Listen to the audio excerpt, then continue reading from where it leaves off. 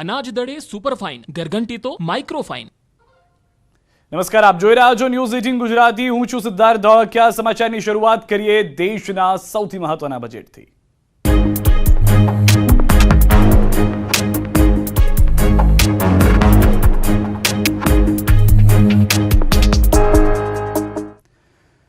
તો નાણામંત્રીએ મહત્વના 7 મુદ્દાની પ્રાથમિકતાવાળું બજેટ રજૂ કર્યું। બજેટમાં સામાન્ય જનતાને મોટી રાહત આપવામાં આવી। ટેક્સ સ્લેબમાં બદલાવ સાથે નવી ટેક્સ સિસ્ટમમાં 7 લાખ સુધી તો જૂની ટેક્સ સિસ્ટમમાં 2.5 લાખ સુધી કોઈ ટેક્સ નહીં ચૂકવવાનો થાય।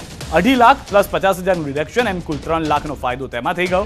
નાણામંત્રીએ રજૂ કરેલા બજેટમાં 8 વર્ષ બાદ આવકવેરા મુક્તિ મર્યાદામાં વધારો કરવામાં આવ્યો છે। નાણામંત્રી નિર્મલા સીતારામણે કહ્યું કે નવી ટેક્સ સિસ્ટમ હેઠળ 7 લાખ સુધીની આવક પર કોઈ ટેક્સ નહીં લાગે। સીતારામનની આ જાહેરાત સાથે જ આખું ગૃહ તાળીઓના ગડગડાટથી ગુંજી ઉઠ્યું। આ ઉપરાંત બજેટમાં મહિલાઓ, દિવ્યાંગો, પછાત વર્ગ, ખેડૂતો, માછીમારો તમામ માટે નવી જાહેરાતો કરવામાં આવી છે કે જે નવી યોજનાઓ સાથે લઈને આવી રહ્યું છે। નાણામંત્રીએ કહ્યું કે મધ્યમ વર્ગ માટે આવકવેરા મુક્તિ સૌથી મહત્વની બાબત છે। બજેટ જાહેર થયા બાદ શેર બજારમાં પણ તેજીનો તોખાર જોવા મળ્યો હતો।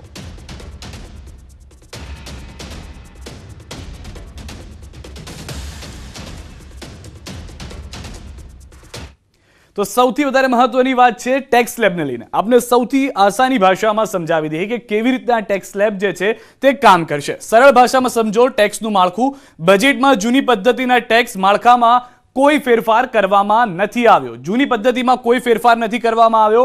જે ટેક્સ બદલાયો છે સ્લેબ એ નવી પદ્ધતિમાં છે। નવી પદ્ધતિમાં આવક મર્યાદા 5 લાખથી વધારીને 7 લાખ કરી દેવામાં આવી છે। એટલે કે પહેલા 5 લાખે ટેક્સ ભરવો પડતો હતો, હવે 7 લાખ સુધી નહીં ભરવો પડે। નવી પદ્ધતિમાં જ નવા ટેક્સ સ્લેબ જાહેર કરાયા છે। જે નવા ટેક્સ સ્લેબ આવ્યા છે આપને મળ્યા હશે અનેક જગ્યાએથી, પરંતુ એ ફક્ત નવી પદ્ધતિ માટે છે। જૂની પદ્ધતિમાં તેમાં કોઈ બદલાવ નથી કરવામાં આવ્યો। નવી પદ્ધતિમાં જ 3 લાખ ટેક્સ ફ્રી રહેશે। નવી પદ્ધતિ જે છે તેમાં 7 લાખ સુધીના જે રિડક્શનની વાત છે, પરંતુ તેમાં પણ 3 લાખ ટેક્સ ફ્રી રહેશે। હવે એને પણ અમે આપને સમજાવીએ। જૂની પદ્ધતિમાં હજુ પણ માત્ર 2.5 લાખ 2,50,000 સુધીની આવક જ ટેક્સ ફ્રી કરવામાં આવી છે। ટેક્સ ફ્રી 2.5 લાખ, જૂની સિસ્ટમ, નવી સિસ્ટમ 3 લાખ રૂપિયા। હવે તમને સમજાય કે કેવી રીતે આ આવક ઉપર તમારી અસર થઈ રહી છે।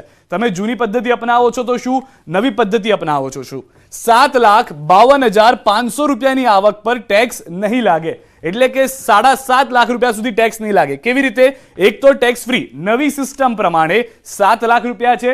સ્ટાન્ડર્ડ ડિડક્શન તમારું થાય છે 52,500 રૂપિયા। એટલે કે 7,52,500 રૂપિયા સુધી તમારા પર કોઈ જ ટેક્સ લગાડવામાં નહીં આવે। સૌથી વધારે મહત્વની વાત છે કે આ નવી સિસ્ટમ માટેની વાત છે, જૂની સિસ્ટમ માટેની વાત નથી, જે આજે જાહેર કરવામાં આવ્યું છે તે પ્રમાણે। આગળ વધીએ, વધુ એક સિસ્ટમ સમજીએ।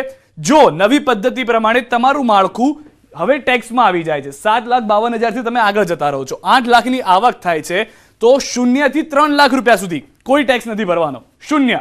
પરંતુ ત્યારબાદ 3 થી 6 લાખની જે આવક છે, 8 લાખની આવકમાંથી 3 લાખ કાઢી કાઢો, 3 થી 6 લાખમાં જે આવક છે એના પર 5% ટેક્સ ભરવો પડશે, એટલે કે 15,000 રૂપિયા।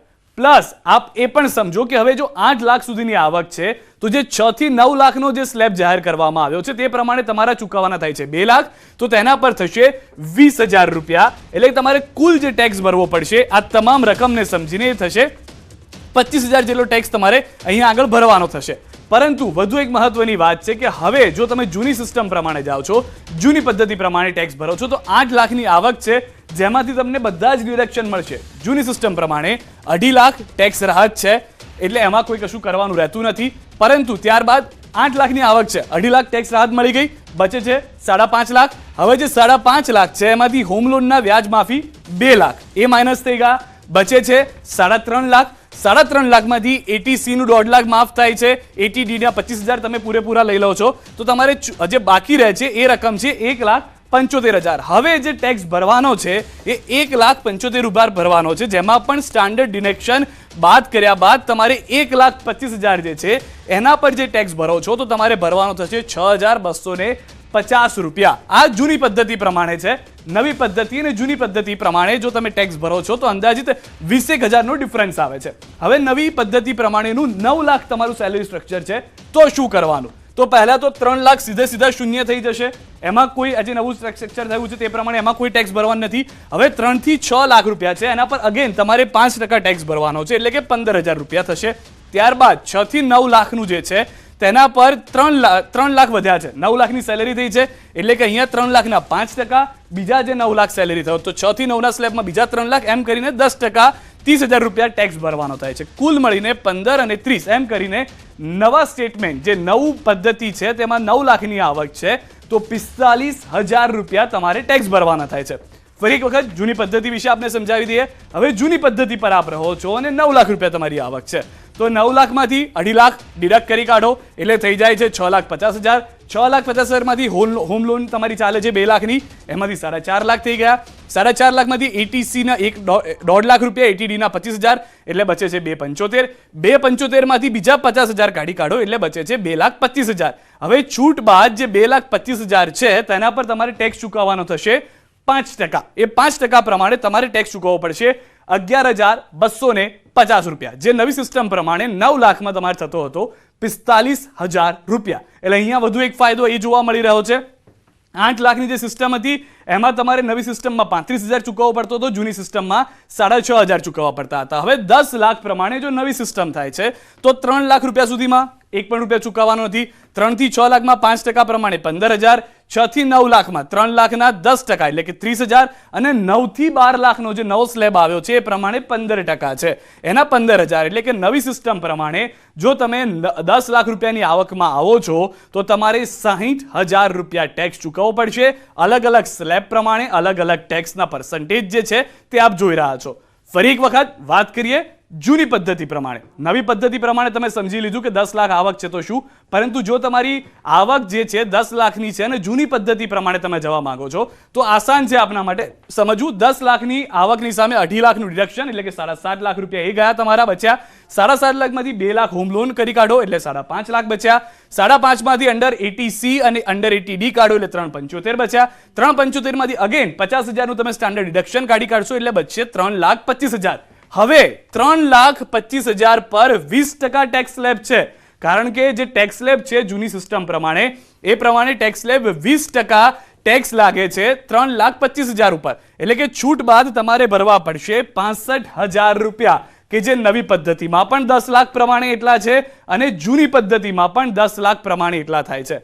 હવે આ આપ સમજો કે જો આપ 8 કે 9 લાખમાં છો તો ખૂબ જ મોટો ફાયદો આપને અહીંયા થઈ રહ્યો છે નવી અને જૂની બંને પદ્ધતિ પ્રમાણે. પરંતુ જો આપ 10 લાખના ટેક્સ સ્ટ્રક્ચરમાં જાઓ છો તો ત્યારબાદ બંનેની જે રકમ છે એ 65,000 મેળ ખાય છે. નવી સિસ્ટમ પ્રમાણે કે જેમાં તમે કોઈ પણ ટેક્સ નથી ભરતા, માફ કરશો, કોઈ પણ તમે ડિડક્શનમાં નથી જતા, કોઈ ઇન્વેસ્ટમેન્ટ નથી કરતા, તો તમારે ટેક્સ ભરવો પડશે 65,000. અને જો નવી પદ્ધતિમાં આ બદલાવ કર્યા બાદ તમે જૂની પદ્ધતિમાં જાઓ છો તો પણ તમારે 65,000 રૂપિયા ટેક્સ ભરવાનો થતો હોય છે.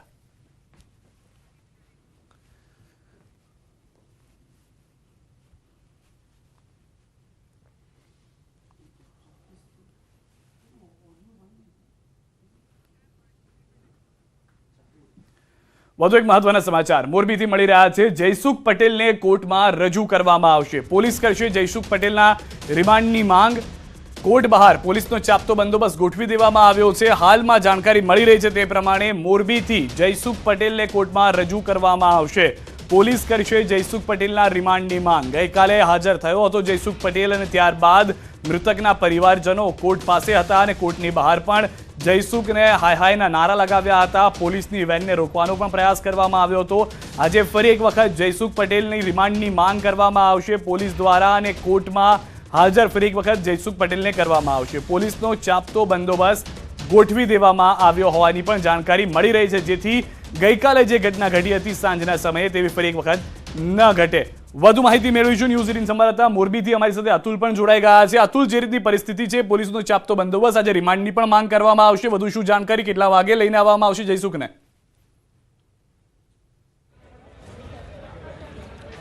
ચોક્કસથી સિદ્ધાર્થ, જે આજે જયસુખને હાજર કરવાની વાત છે. ગઈકાલે જયસુખ સરેન્ડર કર્યું હતું. જયસુખ પટેલે સરેન્ડર કર્યા બાદ જે કોર્ટ દ્વારા જેલમાં હવાલે કરવામાં આવ્યા હતા અને જેલમાંથી ટ્રાન્સફર વોરંટથી જે મોરબીની પોલીસે તેનો કબજો લીધો હતો. બાદમાં આજે તેને કોર્ટમાં રજૂ કરવાના છે. થોડી જ વારમાં કોર્ટમાં રજૂ કરવાના છે અને 10 દિવસની રિમાન્ડ સાથે કોર્ટમાં રજૂ કરે તેવી પણ શક્યતાઓ સેવાઈ રહી છે. આગામી સમયમાં કહી શકાય કે સામે મૃતકો જે છે તેના પરિવારજનો પણ પણ કોર્ટમાં હાજર છે અને હાલ પણ તે મેજિસ્ટ્રેટ સમક્ષ બેઠા છે અને બંનેની હાજરીમાં જ જે મેજિસ્ટ્રેટ છે તે સુનાવણી હાથ ધરશે. સિદ્ધાર્થ.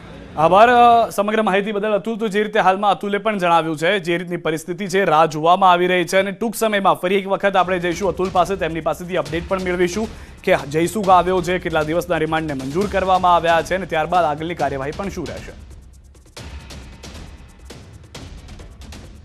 પેપર ફોડનાર વિરુદ્ધ બનશે કડક કાયદો. આગામી વિધાનસભા સત્રમાં જ બનશે કાયદો. પેપર લીક પર અંકુશ માટે એક્શનમાં સરકાર. આગામી 23 ફેબ્રુઆરીથી રાજ્ય વિધાનસભાનું સત્ર જે છે તે બોલાવવામાં આવ્યું છે અને શરૂ થઈ રહ્યું છે, ત્યારે આ સત્રમાં આ અંગે બિલને લઈને પણ વાત કરવામાં આવી શકે છે, કાયદો પસાર કરવામાં આવી શકે છે અને પેપર ફોડનાર તત્વોને કડક સજા થાય એ પ્રકારની જોગવાઈ કરાશે. તાજેતરમાં જ જે પેપર લીક થયું હતું મોકૂફ રાખવામાં આવ્યું હતું ને ત્યારબાદ આ સમગ્ર ઘટનાને લઈને ઋષિકેશ પટેલ તરફથી પણ દાવો કરવામાં આવ્યો છે.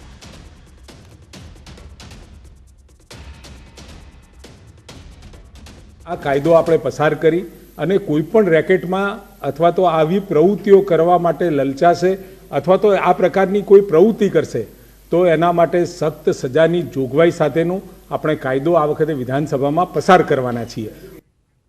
પાટણ જુનિયર ક્લાર્ક પરીક્ષા મોકૂફ મામલે વિરોધ યથાવત છે. પાટણમાં NSUI દ્વારા વિરોધ પ્રદર્શિત કરાઈ રહ્યો છે.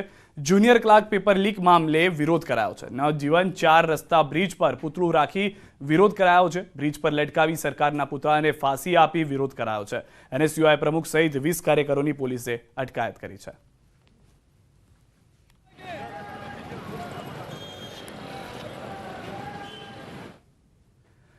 પાટણ રાધનપુરમાં ભર શિયાળે પાણી માટે પારાયણ જોવા મળી રહી છે. રાધનપુર શહેરમાં પીવાના પાણીની સમસ્યાને લઈને રહીશોએ નગરપાલિકા ખાતે તેમજ પાણી પુરવઠા ઓફિસે વિરોધ નોંધાવ્યો છે. રાધનપુર શહેરમાં છેલ્લા 15 દિવસથી લોકોને પીવાનું પાણી નથી મળતું. રાધનપુર, રવિધામ, પરા વિસ્તાર, મીરા દરવાજા વિસ્તાર સહિતના રહીશોએ વિરોધ કરી સત્વરે પાણી આપવાની માંગ કરી છે. રાધનપુર પાણી પુરવઠા વિભાગ દ્વારા રાધનપુર નગરને આપવામાં આવતું પાણી બંધ કરાતા પડી રહી છે મુશ્કેલીઓ. સત્વરે પાણી છોડવામાં નહીં આવે તો ચક્કાજામ કરી ભૂખ હડતાલ પર બેસવાની રહીશોની ચીમકી.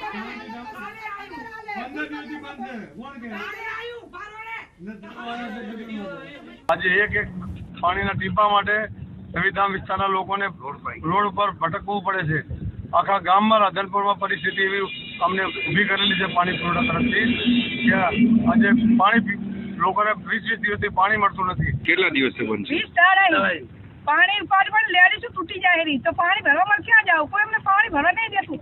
બંધ કરવાનું કારણ ખબર જ નહીં કે બંધ કર્યું. કોઈ અમને જાણ નહીં આલી. જાણ આલી તો કાકી કરી સાહેબ, પણ અમને કોઈ જાણ આલી નહીં.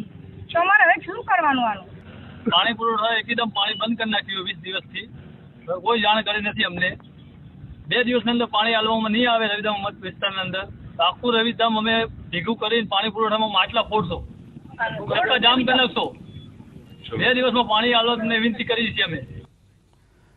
અમદાવાદથી મહત્વના સમાચાર. કોર્પોરેશનના નોકર મંડળ દ્વારા વિરોધ કરવામાં આવ્યો છે. વિવિધ માંગણીઓને લઈને રેલીનું આયોજન કરવામાં આવ્યું છે. સારંગપુરથી દાણાપીઠ સુધીની વિશાળ રેલી નીકાળી. મકાન, નોકરીઓ, પગાર અને બઢતીના મુદ્દાઓને લઈને ચલાવે છે લડત. 14 દિવસમાં નિરાકરણ નહીં તો અચોક્કસ મુદતની હડતાલ. દરેક વિભાગના લોકો અચોક્કસ મુદતની હડતાલની ચીમકી.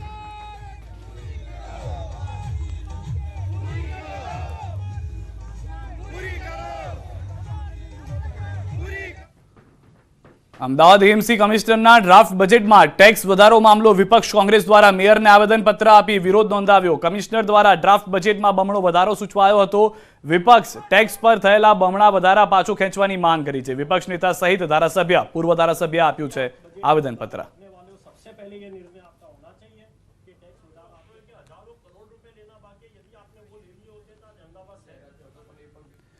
વિધાનસભામાં કોંગ્રેસને નહીં મળે વિપક્ષનું પદ. વિધાનસભા પરિસરના પાર્કિંગના દ્રશ્યો પરથી તો થઈ રહ્યું છે એવું સાબિત. વિધાનસભાના પાર્કિંગમાં પણ વિપક્ષના નેતાને સ્થાન નહીં. વિધાનસભા પરિસરમાં વિપક્ષના નેતાની ગાડી માટે હતી અનામત પાર્કિંગ જગ્યા. હાલમાં પાર્કિંગમાંથી વિપક્ષના નેતાની ગાડી માટેની અનામત જગ્યા હટાવી દેવાય છે. સત્તા પક્ષ કોંગ્રેસને નહીં આવે વિપક્ષનું પદ તે માટેના પ્રયાસ થઈ રહ્યા હોવાની વાત કરવામાં આવી રહી છે. સત્તા પક્ષ તરફથી કોંગ્રેસને વિપક્ષનું પદ ન થાય તે નક્કી થયું હોવાની વાત છે. કોંગ્રેસે અમિત ચાવડાને બનાવ્યા છે વિધાનસભાના કોંગ્રેસ પક્ષના નેતા.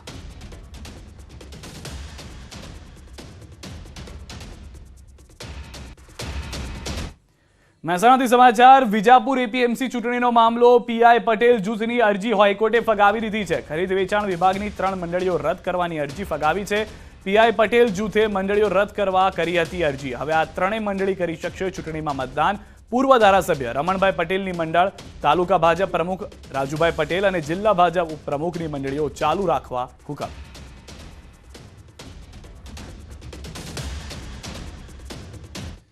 સુરતથી મહત્વના સમાચાર. એલપીજી ગેસ સિલિન્ડરમાં બ્લાસ્ટથી 4 લોકો ગંભીર રીતે દાઝ્યા છે. શહેરના સીમાડા વિસ્તારનો બનાવ. 4 ઇજાગ્રસ્તોને સારવાર માટે ખસેડાયા છે. ગેરકાયદેસર ગેસ બોટલનું રિફિલિંગ ચાલતું હોવાની શંકા.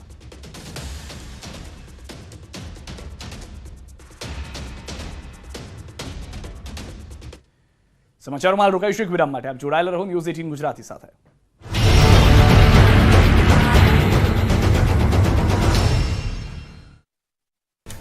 ગુજરાતના ઇન્ચાર્જ પોલીસ વડા તરીકે વિકાસ સહાયની જવાબદારી આશિષ ભાટિયા નિવૃત્ત થતા અપાયો ચાર્જ. યુપીએસસીની બેઠક બાદ ગુજરાતને મળશે રેગ્યુલર ડીજીપી. ગુજરાતના નવા મુખ્ય સચિવ બન્યા રાજકુમાર. પંકજકુમારની ટર્મ પૂર્ણ થયા બાદ રાજકુમારે સંભાળ્યો ચાર્જ. રાજકુમાર ગુજરાતના 31મા મુખ્ય સચિવ. સુરતમાં ઘરકંકાસ થતા ભાજપ કિસાન મોરચા સાથે સંકળાયેલા પ્રવીણ ભાલાની પત્નીનો આપઘાત. પુત્રી પર ગુસ્સે થતા પ્રવીણે પત્નીને આપ્યો હતો ઠપકો. મૃતક પત્નીને ખોટું લાગતા ભર્યું પગલું.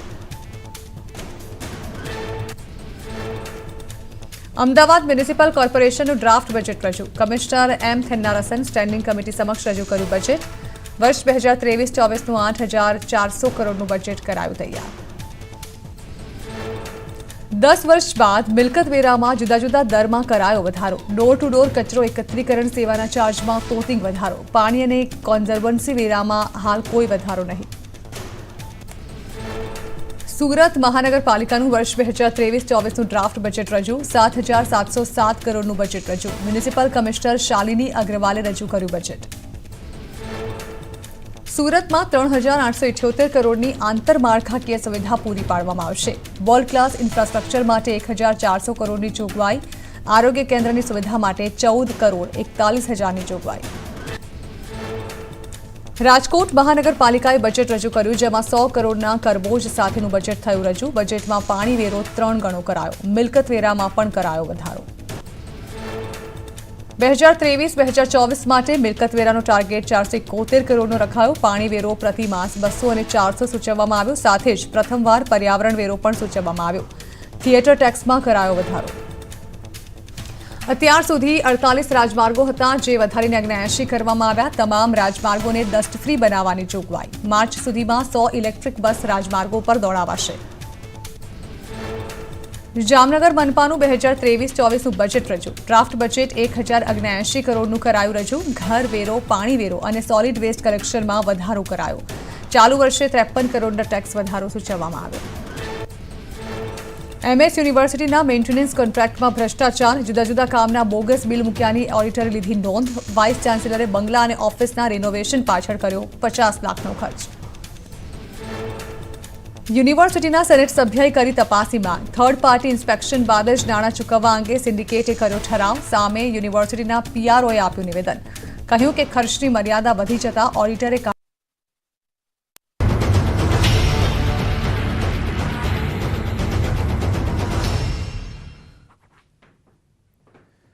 વિનમ્રતાનું સ્વાગત છે. નાણામંત્રી નિર્મલા સીતારમણે વર્ષ 2023-24નું બજેટ રજૂ કર્યું. મુખ્યમંત્રી ભૂપેન્દ્ર પટેલે દેશના અમૃતકાળનો રોડ મેપ કંટાળતું બજેટ ગણાવવામાં આવ્યું છે કે આ અમૃતકાળનું બજેટ જે છે તે રોડ મેપ કંટાળતું બજેટ છે. તેઓએ વધુમાં જણાવ્યું કે ગરીબ, વંચિત, પીડિત, શોષિત સહિત મધ્યમ વર્ગીય પરિવારોના હિતોને ધ્યાનમાં રાખી બજેટ રજૂ કરાયું છે, જે આવકારદાયક છે. બજેટમાં ખેડૂતો, મહિલાઓલક્ષી પણ જોગવાઈ કરાઈ છે. લોકોના ઘરનું સપનું સાકાર થઈ રહ્યું છે તેવી પણ વાત મુખ્યમંત્રી ભૂપેન્દ્ર પટેલ દ્વારા કરવામાં આવી છે. મધ્યમ વર્ગીય પરિવારને ઇન્કમ ટેક્સમાં રાહતથી મોટો આર્થિક લાભ થશે. ખેડૂતો, ખાસ કરીને નાના સીમાંત ખેડૂતો, કોઓપરેટિવ્સ, મહિલાઓ અને વૃદ્ધો માટે કરવામાં આવેલી જાહેરાતો આવકારદાયક છે. લેબ ગ્રોન ડાયમંડના ઉત્પાદનને વૃદ્ધિ આપવાનો આગવો પ્રયાસ કરવામાં આવ્યો છે, જેથી સુરત જેવા વિવિધ શહેરોમાં ડાયમંડ ઉદ્યોગને મોટો ફાયદો થશે. નવા કેન્દ્રીય બજેટને રાજકોટના બેંક કર્મચારીઓએ આવકાર્યો છે. ઇન્કમટેક્સના સ્લેબમાં કરવામાં આવેલા ફેરફારથી ઘણો ફાયદો થશે તેવું નિવેદન આપી કર્મચારીઓએ સરકારના નવા બજેટની પ્રશંસા કરી છે.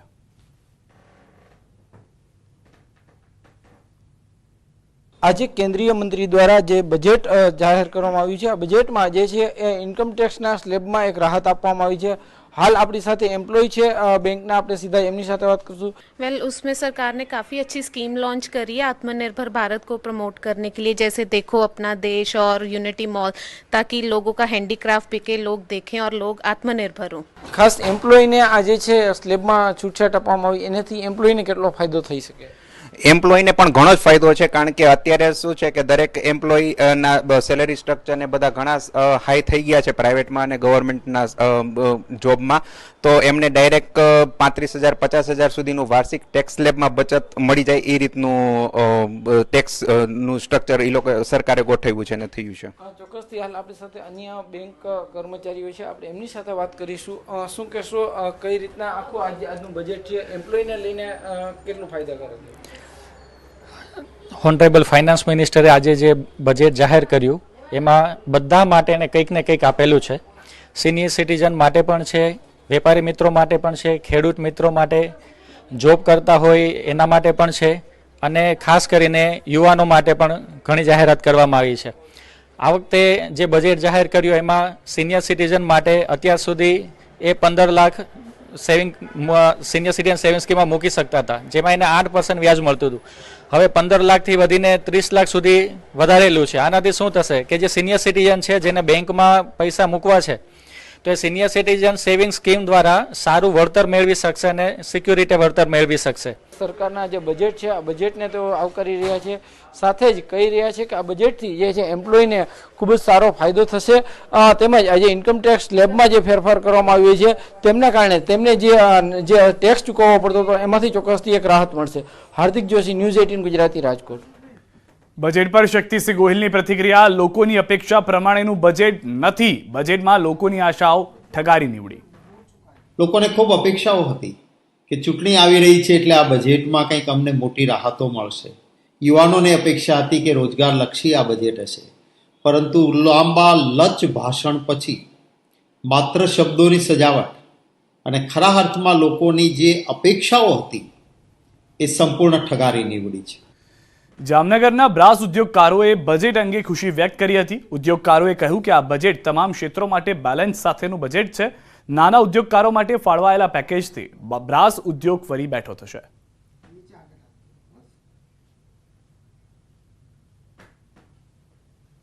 આપણી સાથે જામનગર બ્રાસ ઉદ્યોગના હોદ્દેદારો અને કારખાનેદારો છે. શું કહેશો, જે પ્રકારે મંત્રી સીતારામને જે બજેટ રજૂ કર્યું છે, આ બજેટને આપ કેવી રીતના જોવો છો? આ બજેટ અમારા બ્રાસપાટ ઉદ્યોગ માટે તો બહુ જ સારું છે, કેમ કે અમારો ઉદ્યોગ લગભગ માનો 90% એમએસએમઈ ઉદ્યોગ છે અને ડાયરેક્ટ ઇનડાયરેક્ટ 4 લાખ લોકોને રોજીરોટી આપે છે અને 10,000થી ઉપર યુનિટો છે. ને જે સ્પેશિયલ પેકેજની અંદર આટલા ટાઈમ પછી એવું કે ભાઈ અમારી માગણી હતી સ્પેશિયલ પેકેજની, એ મળ્યું છે. તો આ ઉદ્યોગને કોરોનાનો જે માર સહન સૌથી વધારે કર્યો છે, કેમ કે એમાં આયાત થયેલો માર 80% વપરાય છે અને એ સમયમાં કન્ટેનરોથી લઈને બધા પ્રોબ્લેમો હતા અને કોસ્ટલી આઇટમ છે. પણ સરકારશ્રીએ સ્પેશિયલ પેકેજ આપી અને આમાં જે અમને જબરી રાહત આપી છે અને આ ઉદ્યોગને આ બજેટથી જબરો ફાયદો થશે. આ બજેટથી જબરો ફાયદો થવાનો છે. શું કહેશો, ઉદ્યોગકાર તરીકે આપની શું પ્રતિક્રિયા? જે આ બજેટમાં જે વ્યક્તિગત કરદાતાઓને જે ટેક્સમાં રાહત આપી છે, બહુ સારી વસ્તુ છે. જે આગલા 3-1 વર્ષોમાં જે કોવિડને કારણે ગવર્મેન્ટને જે મોટા એક્સપેન્સ કરવા પડ્યા છે, એ એક્સપેન્સ કર્યા પછી પણ રાહત આપી, એ બહુ સારી વસ્તુ છે. આ ઉપરાંત જે હાયર ટેક્સ પેયર છે એ લોકોને પણ જે રાહત આપી છે એ ઘણી સારી વસ્તુ કહેવાય.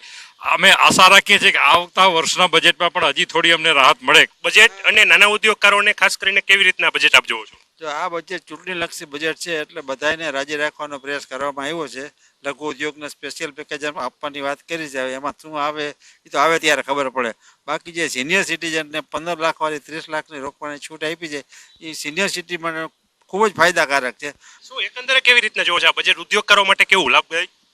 નાણામંત્રીશ્રીએ વર્ષ 2023-24નું જે બજેટ રજૂ કર્યું જામનગરના જે બ્રાસ ઉદ્યોગકારો છે એ નાણામંત્રી સમક્ષ ઘણી બધી આશાઓ વ્યક્ત કરી હતી અને નાણામંત્રીશ્રીએ આ વખતે એકદમ બેલેન્સ બજેટ રજૂ કરી અને લગભગ તમામ ક્ષેત્રને આવરી લઈ અને વધારેમાં વધારે રાહત અને ફાયદો આપવા માટેની જોગવાઈ કરી છે.